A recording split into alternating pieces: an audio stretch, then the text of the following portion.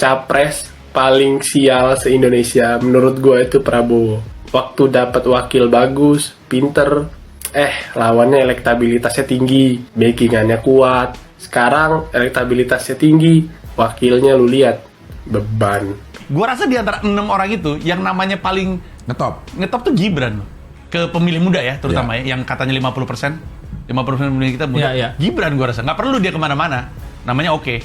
Malah ketika kemana-mana malah berkurang lagi elektabilitasnya karena ngomongnya mungkin nggak ngengong gitu. Kalau ada fitnah, ada nyinyiran, ada serangan, apapun itu di sosial media ya, nggak perlu ditanggapi ya.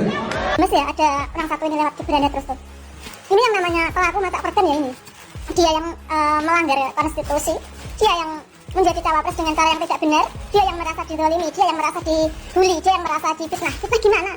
Assalamualaikum warahmatullahi wabarakatuh. Kembali lagi di channel Prayoga Muhammad. Setiap kali membuka sosial media, scroll TikTok, YouTube, dan yang lainnya, selalu saja menemukan nama Gibran di situ ya. By the way, namanya Gibran itu memang sudah dikenal sekali ya oleh masyarakat Indonesia ini ya. Elektabilitas Gibran sepertinya sangat tinggi ya. Tapi ketika dia berdebat, ngomong, bicara, justru itu akan menurunkan elektabilitasnya. Nah, kali ini gue mau reaction lagi ya, tentu ungkapan para netizen ya. Bahkan nantinya akan ada ya wanita yang mengatakan bahwasanya mungkin ini keresahannya ya, karena ada momen Gibran juga mengatakan kalau netizen itu memfitnahnya gitu kan. Padahal semua yang dikatakan oleh netizen itu sepertinya benar sih ya, sesuai dengan data. Mungkin memang terlihat sakit sih, mungkin dari sakit itulah mengatakan kalau itu fitnah. Nah, di video yang pertama ini ada seseorang yang mengatakan kalau Prabowo itu adalah capres paling sial. Coba kita lihat videonya. Capres paling sial se-Indonesia menurut gue itu Prabowo. Waktu dapat wakil bagus, pinter, lawannya elektabilitasnya tinggi, backingannya kuat. Sekarang elektabilitasnya tinggi, wakilnya lu lihat, beban. Ada aja ulah ya wakilnya. Ini Pak Prabowo tuh versus everybody.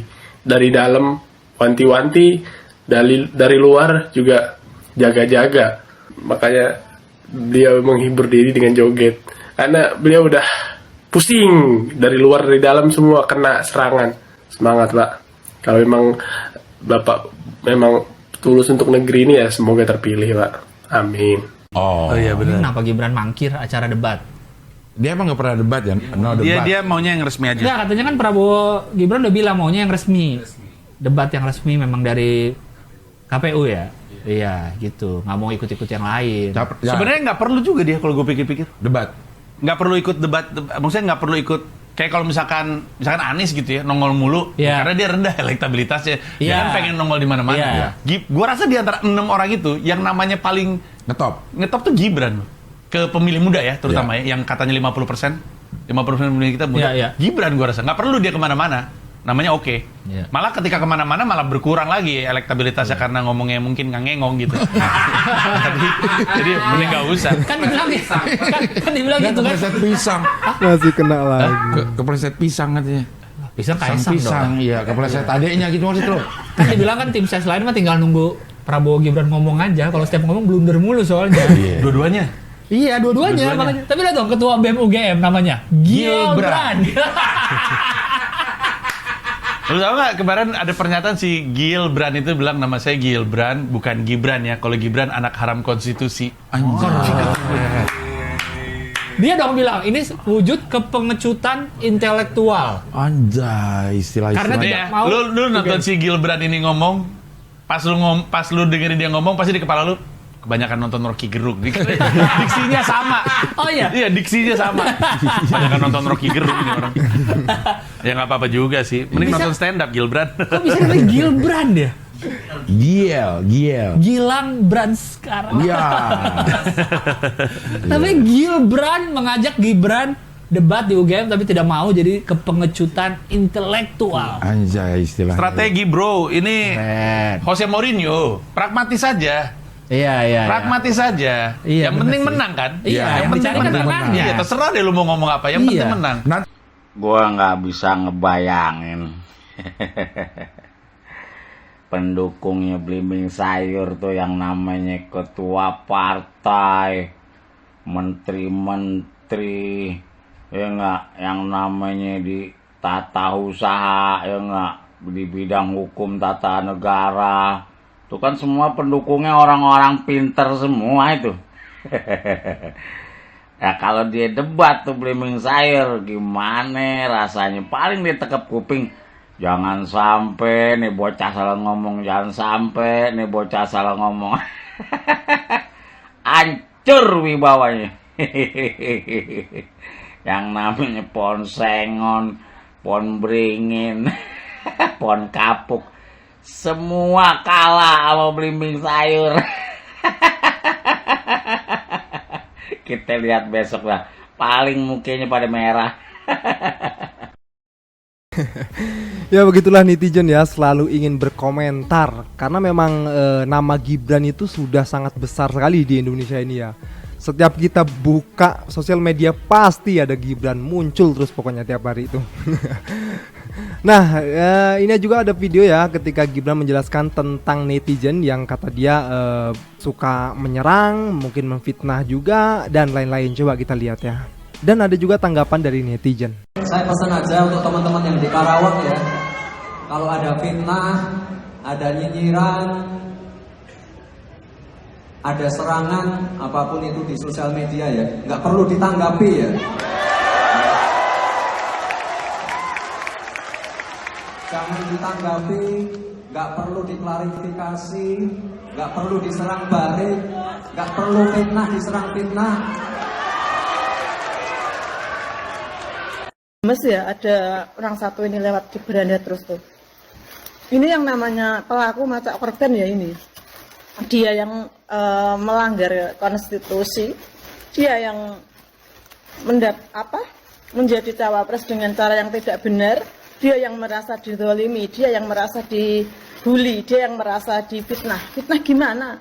Kamu itu benar, cuma jadi wali kota 2 tahun, kamu itu benar, cuma mantan penjual martabak, atau bahkan mungkin sampai saat ini masih jadi penjual martabak. Kamu itu benar, gak ada ini kualitas kamu. Jadi kualitas itu kalau di media itu kayak orang asal gitu. Aku orang Solo yang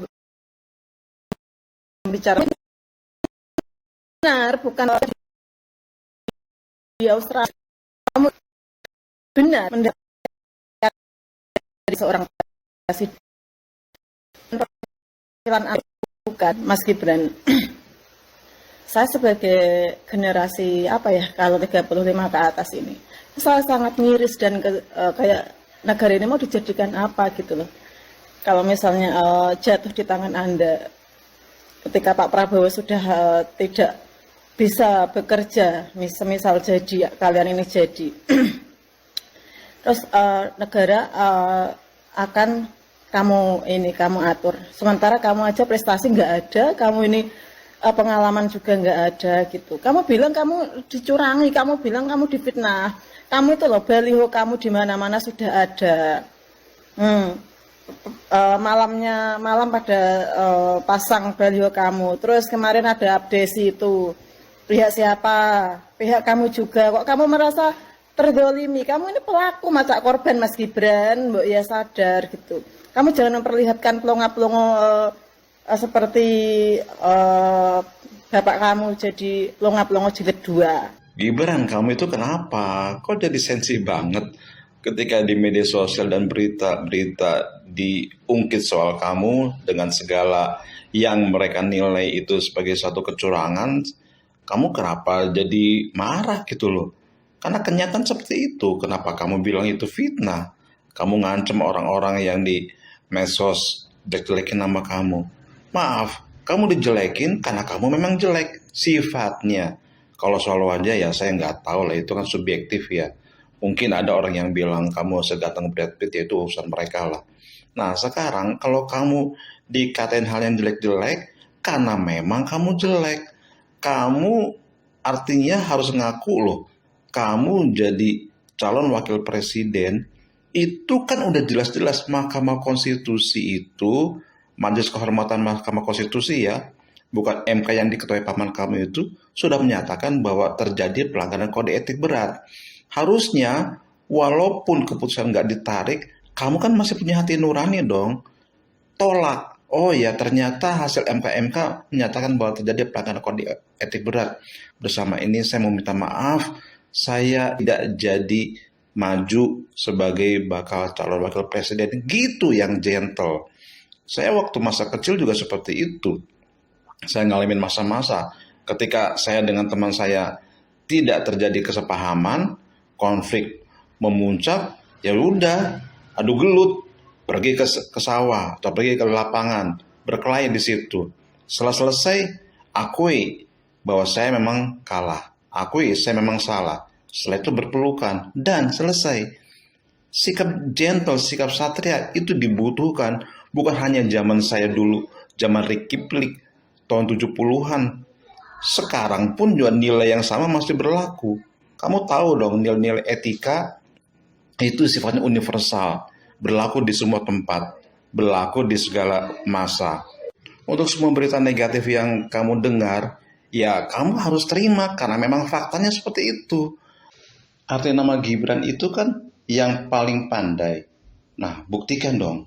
Buktikan bahwa kamu yang paling pandai, bukan kamu yang paling baperan.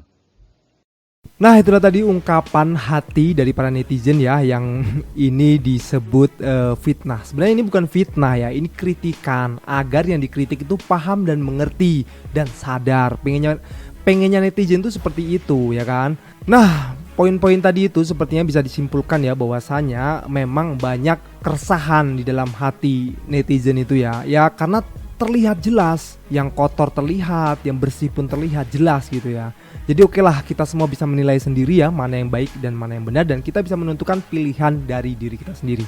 Oke teman-teman semua, jangan lupa komentar kritik kalian di bawah, dan jangan lupa juga subscribe channel ini, dukung terus. Yang dari gua Prayoga Muhammad, wassalamualaikum warahmatullahi wabarakatuh.